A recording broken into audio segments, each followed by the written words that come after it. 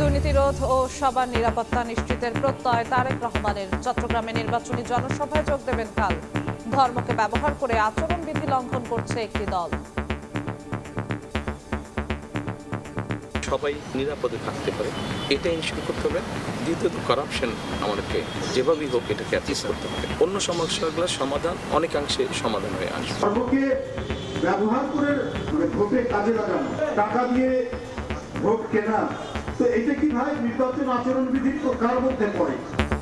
প্রতিবেশী রাষ্ট্রের আধিপত্য কায়েমের চেষ্টা বরদাস্ত করা হবে না। উত্তরাঞ্চলে নির্বাচনী জনসভায় জামায়াত আমির। 10 দলীয় ঐক্যে যুক্ত হলো লেবার পার্টি। আমরা প্রতিবেশীদেরকে আমাদের প্রতিবেশী হিসাবে দেখতে চাই। আমরা কারো উপর খবরদারি করতে চাই না, আর কেউ এসে 56,000 বাংলাদেশের উপর খবরদারি করে দেখতে চাই না। জামাত ইসলামী নেতৃত্বে ইনসাফের বাংলাদেশ প্রতিষ্ঠার একজন কর্মী হিসাবে আমরা আজকে এখানে যোগদান করেছি। দেখছিলেন প্রধান শিরোনাম। রাত 11টার সময়ের সঙ্গে আছি আমি জিন্নাতারা যশোয়া। এছাড়া খেলার খবর জানাতে থাকবেন যশোয়া। আপনাকে ধন্যবাদ। বিশ্বের নানা প্রান্তের খেলাধুলার খবর জানিয়ে দিব আমি সাব্বির মিথুন। এবার অন্যান্য শীর্ষ সংবাদ। ছুটির দিনের প্রচারণায় সরগরম সারা দেশ। পাড়া মহল্লা অলিগলি চষে বেড়াচ্ছেন প্রার্থীরা। ভোটারের মন জয়ে দিচ্ছেন নানা প্রতিশ্রুতি, পাল্টাপাল্টি অভিযোগ। স্বেচ্ছাসেবক দল নেতা মুসাব্বির হত্যার পেছনে চাঁদাবাজি, দখল বাণিজ্য। নির্দেশদাতা আন্ডারওয়ার্ল্ড সন্ত্রাসী দিলীপ। রানীগঞ্জে গুলিতে আহত বিএনপি নেতার মৃত্যু।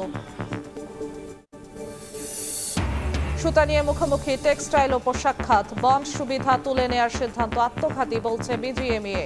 কোনো ক্ষতি হবে না, বাঁচবে দেশীয় শিল্প, দাবি বিটিএম এর।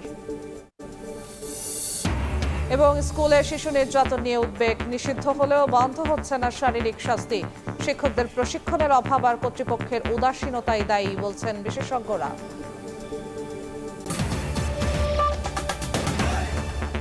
দেশকে এগিয়ে নিতে সবার সহযোগিতা চান বিএনপি চেয়ারম্যান তারেক রহমান। পরিকল্পনার সুফল পেতে দুর্নীতি রোধ ও সবার নিরাপত্তা নিশ্চিত করা হবে বলে জানিয়েছেন তিনি।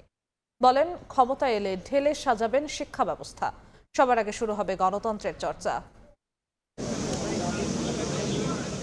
দেশ গড়ার পরিকল্পনা নিয়ে আমার ভাবনায় বাংলাদেশ শীর্ষক জাতীয় রিল মেকিং প্রতিযোগিতার আয়োজন করে বিএনপি। শনিবার দুপুরে গুলশানের শাহাবুদ্দিন আহমেদ পার্কে 10 বিজয়ীর সঙ্গে তারেক রহমান, সঙ্গে কন্যা ব্যারিস্টার জাইমা রহমান। আলাপকালে উঠে আসে শিক্ষা, স্বাস্থ্য, কর্মসংস্থান সহ নানা প্রসঙ্গ। জাইমা রহমানের ভাবনায় সামাজিক ও পারিবারিক সচেতনতাই পারে সাইবার বুলিং এর মতো ঘটনা কমাতে। অনলাইনে যে হ্যারাসমেন্ট হয়, মানে মেয়েরা ছেলেরা সবাই ভিকটিমস অফ হ্যারাসমেন্ট, ছোটবেলা থেকে বাচ্চাদেরকে শিখানো যায় যে কি ঠিক কি সঠিক, তাহলে জিনিসটা অনেক কমে আসে। তারেক রহমান বলেন, ক্ষমতায় গেলে শিক্ষা ব্যবস্থাকে ঢেলে সাজাবে বিএনপি। পাঠদানকে আনন্দময় করতে পরিকল্পনার কথা জানান তিনি। আমরা আমাদের এডুকেশন সিস্টেমটাকে যেভাবে সাজাতে চাইছি, প্রাইমারি এডুকেশনের উপরে জোর দিতে চাচ্ছি বেশি। নতুন নতুন 3 তলা 4 তলা 5 তলা স্কুল বিল্ডিং বানানো, এটা আমাদের লক্ষ্য। বরং ওই বাজেটটা দিয়ে আমরা আমাদের প্রাইমারি টিচারদেরকে মোর কোয়ালিফাই করতে চাচ্ছি। গভর্নমেন্ট ফর্ম করলে আমরা education ministry, cultural ministry, science and technology ministry and sports ministry, এই 4টাকে আমরা একটা টিম করে কাজ করব। আমরা যাচ্ছি বছরে মোটামুটি 12 মাসের মধ্যে 10 মাস বাচ্চাদেরকে আমরা ব্যস্ত রাখবো। আপনি পড়ালেখাটাকে আমরা একটু ফান হিসাবে নিয়ে আসতে চাচ্ছি।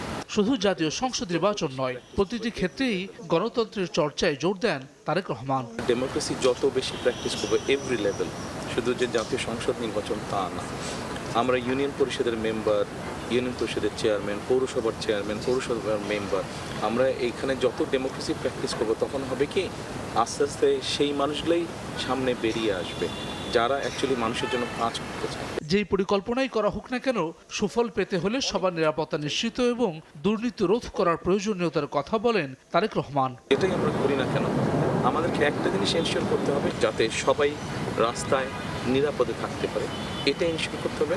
দ্বিতীয়ত কারাপশন আমাদেরকে যেভাবেই হোক এটাকে অ্যাড্রেস করতে হবে। এই দুটো জিনিসকে যদি আমরা খুব একটু ভালো করে অ্যাড্রেস করতে পারি, অন্য সমস্যাগুলোর সমাধান অনেকাংশে সমাধান হয়ে আসবে।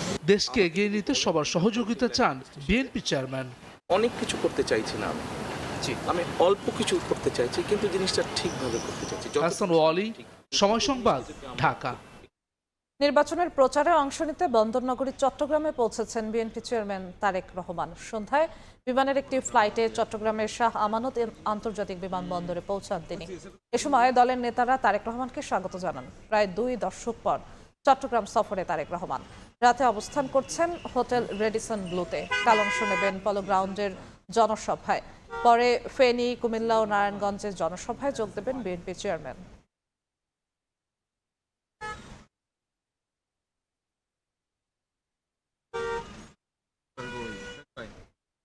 প্রতিবেশী রাষ্ট্রের আধিপত্য কায়েমের চেষ্টা বরদাস্ত করা হবে না বলে হুঁশিয়ারি দিয়েছেন জামায়াত আমির ডাক্তার শফিকুর রহমান। বাংলাদেশ কারো কাছে মাথা নত করবে না বলেও জানান তিনি।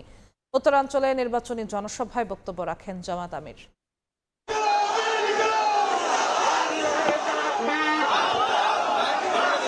নির্বাচনী প্রচারণায় দেশের উত্তরাঞ্চলে জামায়াত আমির ডাক্তার শফিকুর রহমান। সফরের দ্বিতীয় দিন শনিবার গাইবান্ধার পলাশবাড়িতে 10 দলীয় জোটের নির্বাচনী জনসভায় যোগ দেন তিনি। খণ্ড খণ্ড মিছিল নিয়ে সমাবেশস্থলে আসেন নেতাকর্মীরা। কানায় কানায় পূর্ণ হয়ে ওঠে ময়দান।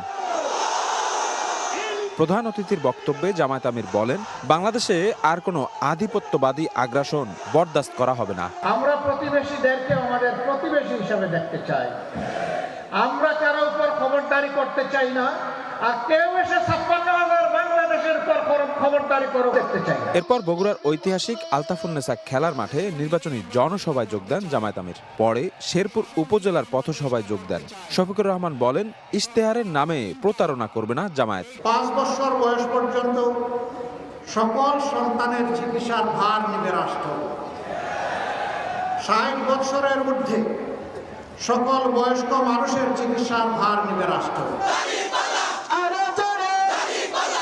বগুড়া থেকে সিরাজগঞ্জের ইসলামিয়া কলেজ মাঠে জনসভায় যোগ দেন জামায়াত আমির। পরে 10 দলীয় জোটের শীর্ষ নেতাদের নিয়ে অংশ নেন উল্লাপাড়ায় নির্বাচনী জনসভায়। দাঁড়িপাল্লায় ভোট চাওয়ার পাশাপাশি উত্তরাঞ্চলে কৃষিভিত্তিক অর্থনীতি গড়ে তোলার প্রতিশ্রুতি দেন তিনি।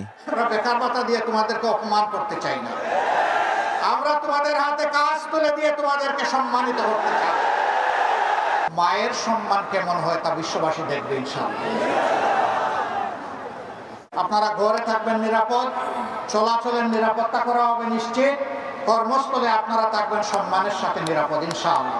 রাতে পাবনা এডওয়ার্ড কলেজ মাঠে জনসভায় অংশ নিয়ে জামায়াত আমির বলেন, আমরা নিজেরা নির্বাচনী আচরণবিধি ভঙ্গ করব না এবং ইসিকেও অনুরোধ করব অন্য কেউ যেন না ভাঙে তা সঠিকভাবে তদারকি করার। আমরা কোনো চাঁদাবাজি করি নাই, আমরা কোনো দখলদারি করি নাই, আমরা কোনো দুর্নীতি করি নাই, আমরা মামলা দিয়ে মানুষকে হয়রানি করি নাই, আমরা কারো উপর ব্যক্তিগতভাবে প্রতিশোধ নেই নাই। বরঞ্চ আমরা চেয়েছি একটি শান্তির বাংলাদেশ গঠন করার জন্য জাতিকে ঐক্যবদ্ধ করতে। আমরা আমাদের জাতিকে বিভক্ত করতে দেব না। আমরা কথা দিচ্ছি, জীবন যাবে, অন্যায়ের কাছে মাথা নত করব। রাতে পাবনা এডওয়ার্ড কলেজ মাঠে জনসভায় অংশ নিয়ে জামায়াত আমির বলেন, আমরা নিজেরা নির্বাচনী আচরণবিধি ভঙ্গ করব না এবং ইসিকেও অনুরোধ করব অন্য কেউ যেন না ভাঙে তা সঠিকভাবে তদারকি করার। কেমন আছেন আপনারা? এদিন সকালে শহীদ আবু সাইদের কবর জিয়ারত করেন জামায়াত আমির। শহীদদের স্বপ্নের দেশ গড়ার প্রত্যয় জানান তিনি। শফিক মুন্সি, সময় সংবাদ। রাত 11টার সময় আরো থাকছে। ছুটির দিনে সকাল থেকেই প্রচারণায় সরগরম রাজধানী। পাড়া মহল্লা, অলিগলি চষে বেড়াচ্ছেন প্রার্থীরা। হেরে যাওয়ার শঙ্কায় একটি দল নির্বাচনকে বিতর্কিত করার চেষ্টা করছে বলে জানান বিএনপি প্রার্থীরা। মৌলিক সমস্যা সমাধানের প্রতিশ্রুতি দেন জামায়াত প্রার্থীরা আর নির্ভয়ে ভোট দেওয়ার আহ্বান এনসিপির।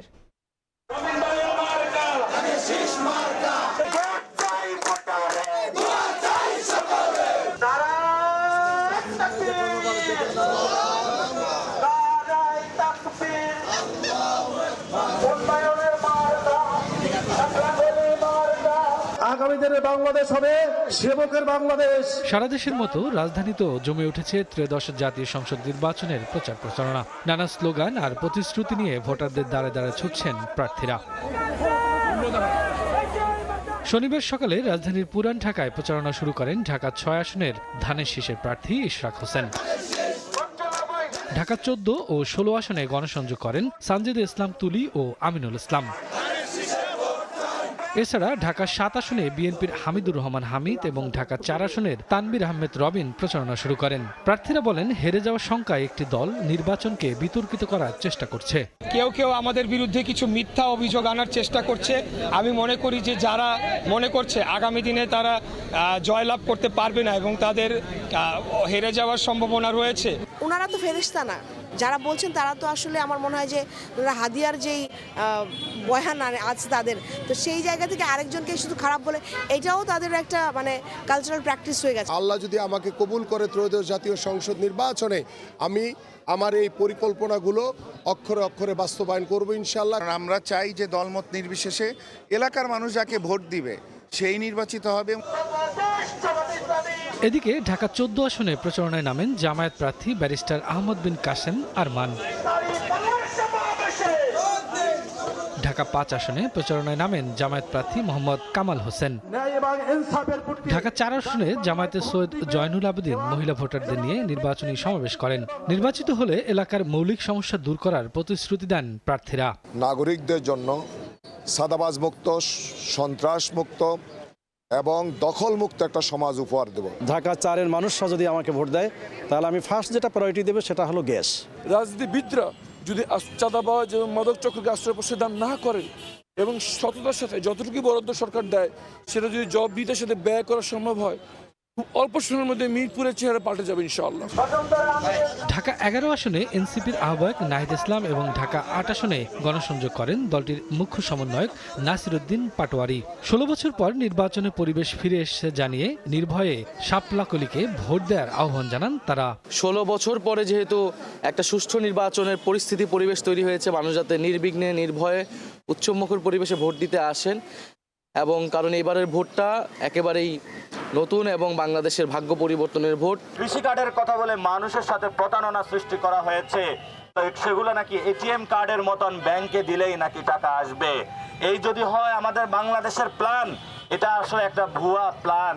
12 ফেব্রুয়ারি ভোটাররা নির্ধারণ করবে আগামীর বাংলাদেশ পরিচালনার দায়িত্ব পাচ্ছেন কারা।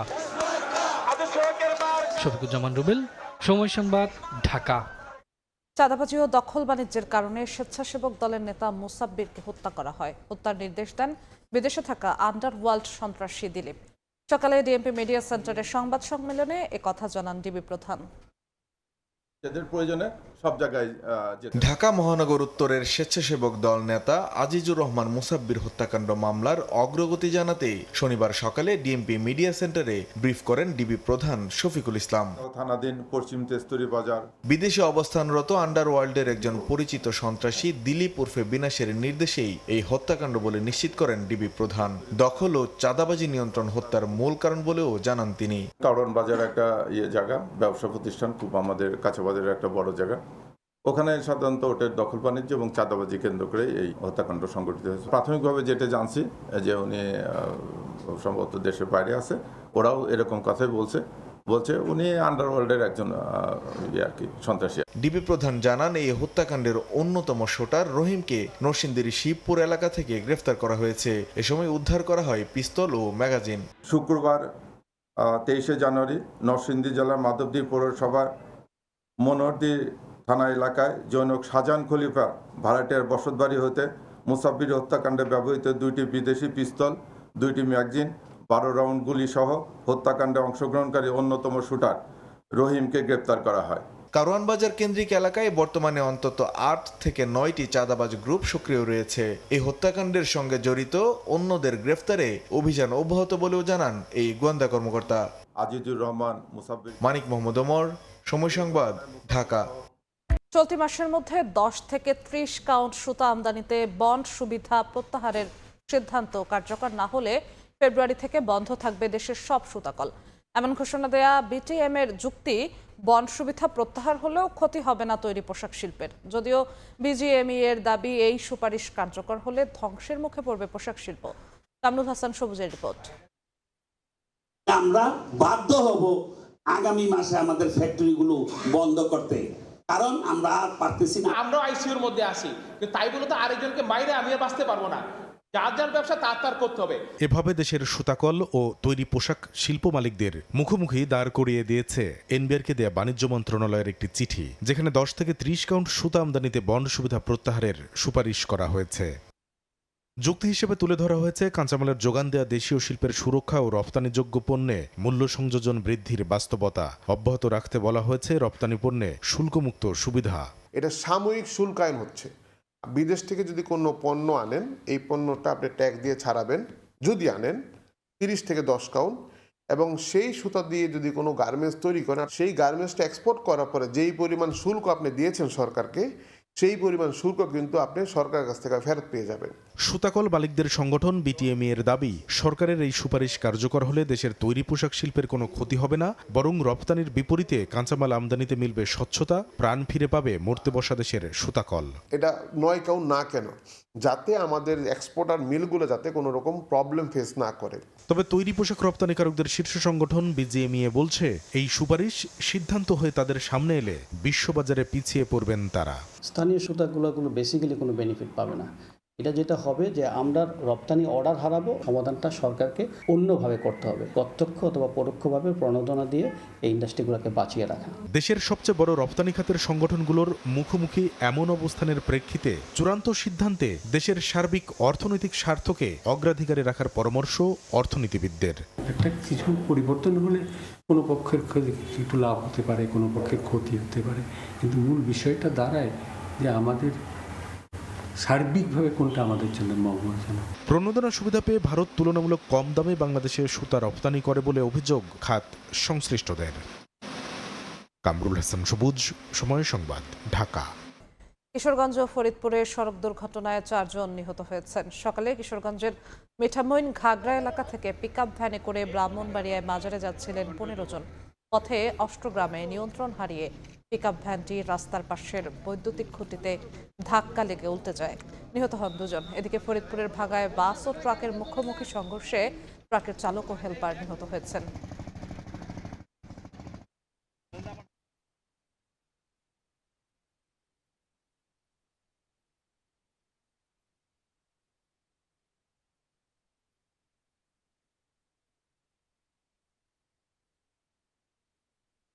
বাইরের খবর, ইরানের উপর চাপ বজায় রাখতে মার্কিন নৌবাহিনীর বিশাল বহর পারস্য উপসাগরের দিকে যাচ্ছে বলে জানিয়েছেন প্রেসিডেন্ট ডোনাল্ড ট্রাম্প। ইরানের উপর যে কোনো হামলাকে নিজেদের উপর সর্বাত্মক যুদ্ধ হিসেবে দেখা হবে বলে হুঁশিয়ারি দিয়েছে তেহরান। তুরস্ক বলছে ইসরায়েল এখনও ইরানে হামলার সুযোগ খুঁজছে। এদিকে উত্তেজনা বেড়ে যাওয়ায় মধ্যপ্রাচ্যের কয়েকটি দেশে ফ্লাইট বাতিল করেছে ইউরোপের 2টি এয়ারলাইন্স।